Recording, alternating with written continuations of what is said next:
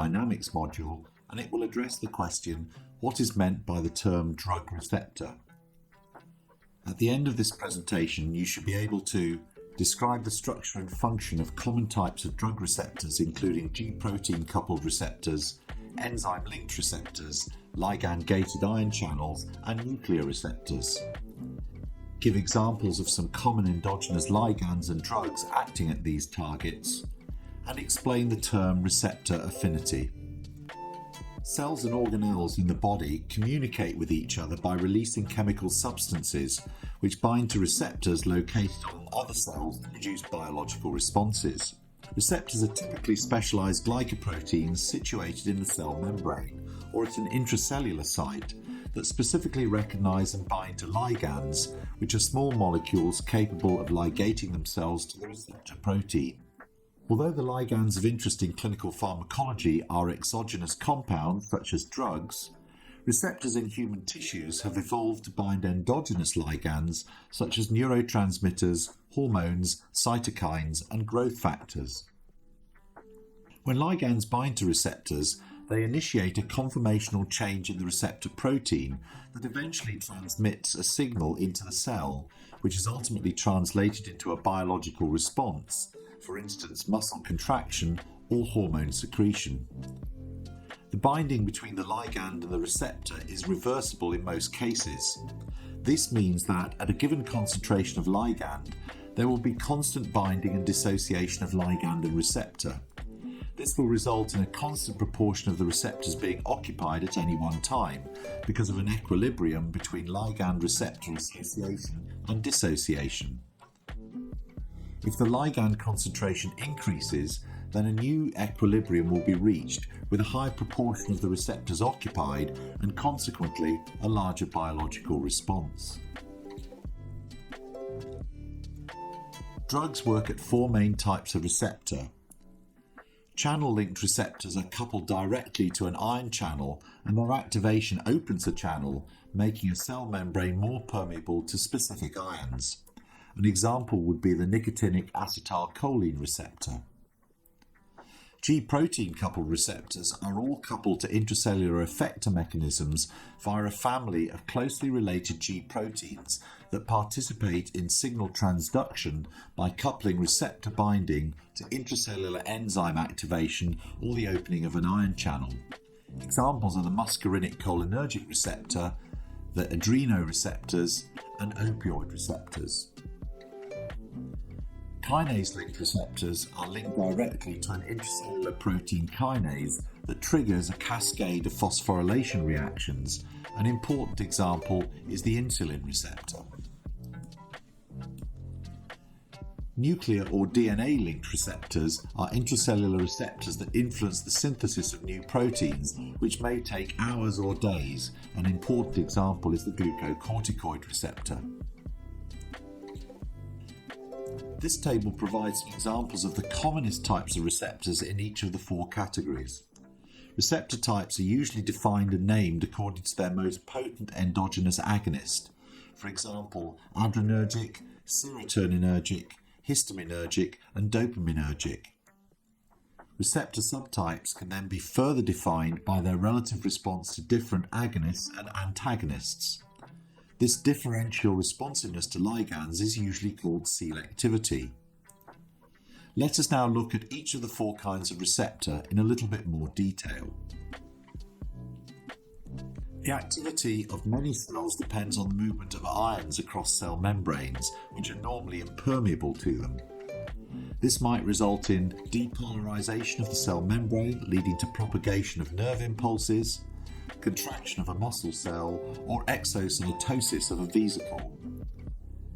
The movement of ions is under the control of ion channels, which are typically pentameric proteins that have 5 subunits spanning the plasma membrane. The inner lining of the channel is hydrophilic to allow charged ions to pass, while the outer part of each subunit is lipophilic to allow it to float within the lipid bilayer of the membrane.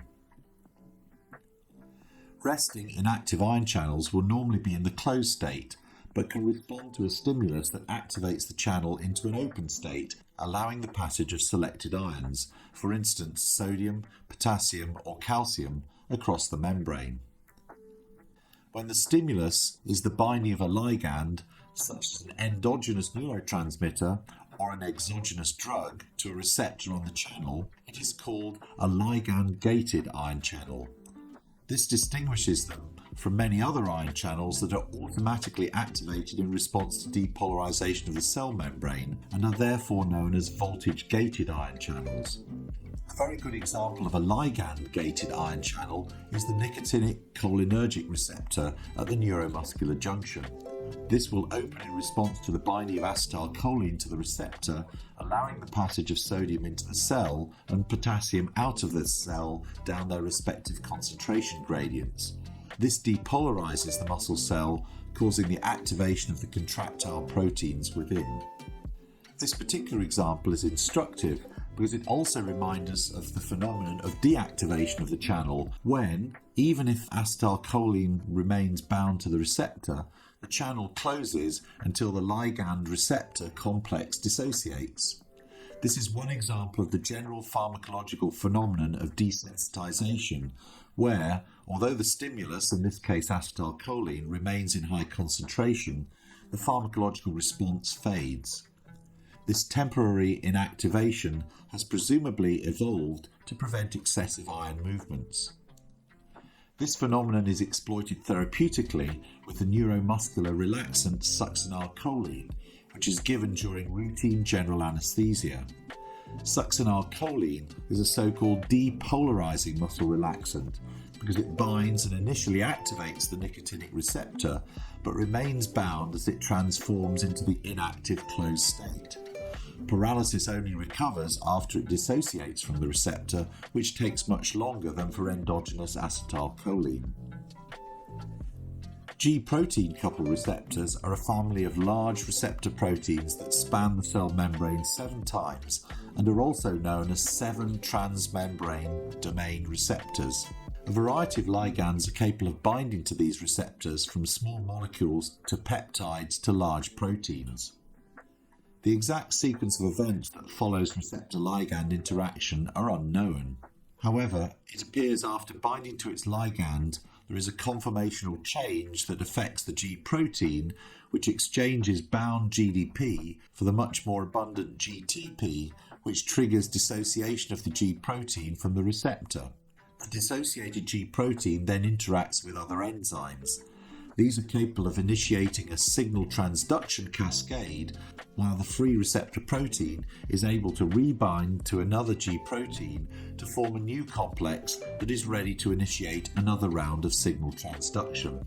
In reality, the unbound G-protein-coupled receptor is in an equilibrium between the active and inactive states. In other words, even in the absence of any ligand, the receptors are associated with some biological activity, sometimes called constitutive activity. Ligands can then alter the equilibrium. Ligands known as agonists can increase the proportion of active receptors, antagonists have no effect, and inverse agonists decrease it. The two principal signal transduction pathways involving the G-protein-coupled receptors are the cyclic AMP signal pathway and the phosphatidylinositol signal pathway. In the former, the enzyme adenylate cyclase generates cyclic AMP as a secondary messenger, and a well-known example would be the beta-adrenoceptor. In the latter pathway, the enzyme phospholipase C hydrolyzes phosphatidylinositol 4,5-biphosphate, or PIP2, into two secondary messengers, inositol 1,4,5-triphosphate, or IP3, and diacylglycerol, DAG. IP3 binds with the IP3 receptor in the membrane of the smooth endoplasmic reticulum and mitochondria to open calcium channels. Diacylglycerol helps to activate protein kinase C, which phosphorylates many other proteins, changing their catalytic activities, leading to cellular responses. The human genome encodes thousands of G-protein-coupled receptors. Several hundred are known to be associated with hormones, growth factors, and other endogenous ligands. However, many others have no known function. many of the drugs that we use in clinical medicine have actions at G-protein-coupled receptors. Although many different receptor types have been identified, relatively few signalling systems have been discovered. This means that there must be some degree of crosstalk between receptors that influence the same signalling pathway. For example, beta-adrenergic, histamine 2, dopamine, gamma-aminobutyric acid type B and opioid receptors are all linked to adenylate cyclase and the control of cyclic AMP concentrations.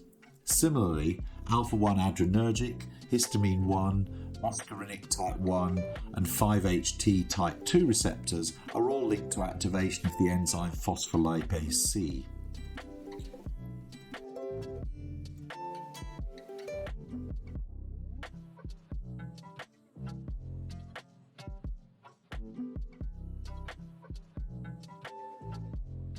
Enzyme-linked receptors are proteins with three main components: a ligand binding domain, a hydrophobic transmembrane domain, and a linked cytosolic enzyme, which may be part of the receptor protein itself or closely linked to it. A good example of an enzyme-linked receptor would be the insulin receptor. Binding of circulating insulin activates tyrosine kinase, which leads to phosphorylation of tyrosine amino acid residues on intracellular proteins. This phosphorylation promotes a cascade of further intracellular signals that eventually influence transcription factors and gene expression. One well-known signaling system is the mitogen-activated protein kinase pathway, or MAP kinase, but there are many others. Other enzymes linked to receptors are serine or threonine kinases and guanylate cyclase. Enzyme-linked receptors were originally identified because of their role in responses to extracellular growth factors that promote the growth, proliferation, differentiation, or survival of cells. These usually act at local mediators at very low nanomolar concentrations, and the responses to them are typically slow, in the order of several hours, and usually require many intracellular signaling steps that eventually lead to changes in gene expression. Enzyme-linked receptors also mediate direct, rapid effects on the cytoskeleton, controlling the way the cell moves and changes shape. Some of the disorders of cell proliferation, differentiation, survival, and migration are fundamental to the various cancers and are related to abnormal enzyme-linked receptor function.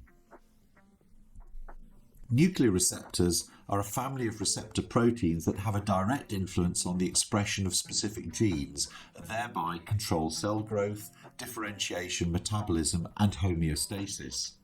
Nuclear receptors are located either in the nucleus or cytosol and bind ligands that have to enter the cell to reach them. Activated nuclear receptors are able to bind to DNA and regulate the expression of adjacent genes. These can be considered as transcription factors. There are two general types of nuclear receptors: those that reside in the cytosol when unbound, only travelling to the nucleus when bound, and those that are retained in the nucleus regardless of the ligand binding status. Receptors normally found in the cytosol include those that bind androgens, estrogens, glucocorticoids, and progesterone. Those located in the nucleus include the retinoic acid receptor and thyroid hormone receptor. The number of individual receptor proteins of any of the types already identified is dynamic because receptor proteins are constantly being formed and degraded. This process allows the number of available receptors to be increased, this is known as upregulation, and decreased or downregulated. This leads to alterations in tissue responsiveness to relevant ligands. Receptor downregulation is one of the reasons why tissues can become desensitized to the effects of a drug, even if it is administered continuously.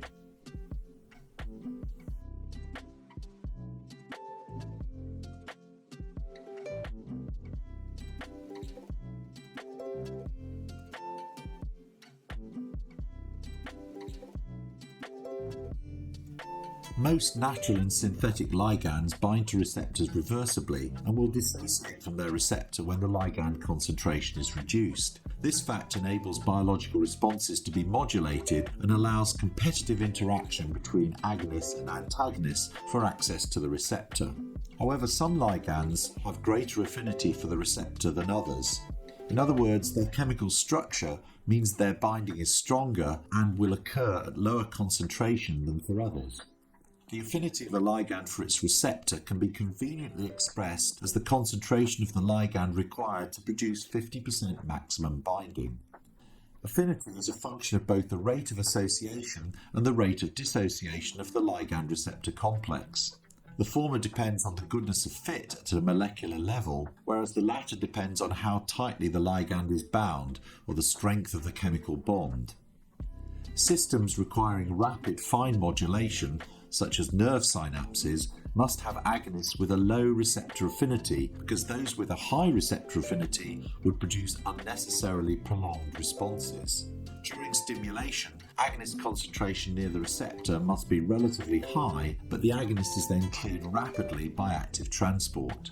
In contrast, growth factors are typically peptides with very high affinity for their receptors and achieve their effects at concentrations that are difficult to detect in vivo. Some drug-target interactions are so strong that they are effectively irreversible. A good example is aspirin, which irreversibly inhibits its target, the enzyme cyclooxygenase. This explains why a single small dose of aspirin daily can successfully inhibit platelet activity and reduce the risk of further thrombotic cardiovascular events in patients with cardiovascular disease. The term receptor is usually restricted to describing proteins that have a specific site capable of binding a ligand, leading to conformational changes and biological effects. However, the term is sometimes used more loosely, but incorrectly, to include other targets of drug action, such as voltage-gated ion channels, enzymes, or transporter proteins. These targets will be the focus of another presentation. That brings me to a brief review of the key points of this presentation. Ligands, including drugs, act at receptors, which are mostly specialized glycoproteins located on the cell membrane. Ligands bind reversibly to receptors, and the proportion of receptors occupied, and therefore the biological response, is dose-dependent. There are four main types of receptor: G-protein-coupled receptors, enzyme-linked receptors, ligand-gated ion channels, and nuclear receptors. The affinity with which ligands bind varies according to their function. Low affinity binding enables rapid fine modulation, while high affinity binding enables prolonged responses at low ligand concentration. You can find further reading and resources to support your learning at the locations above. I hope you found this presentation helpful and look forward to you joining me again for more clinical pharmacology at this site shortly.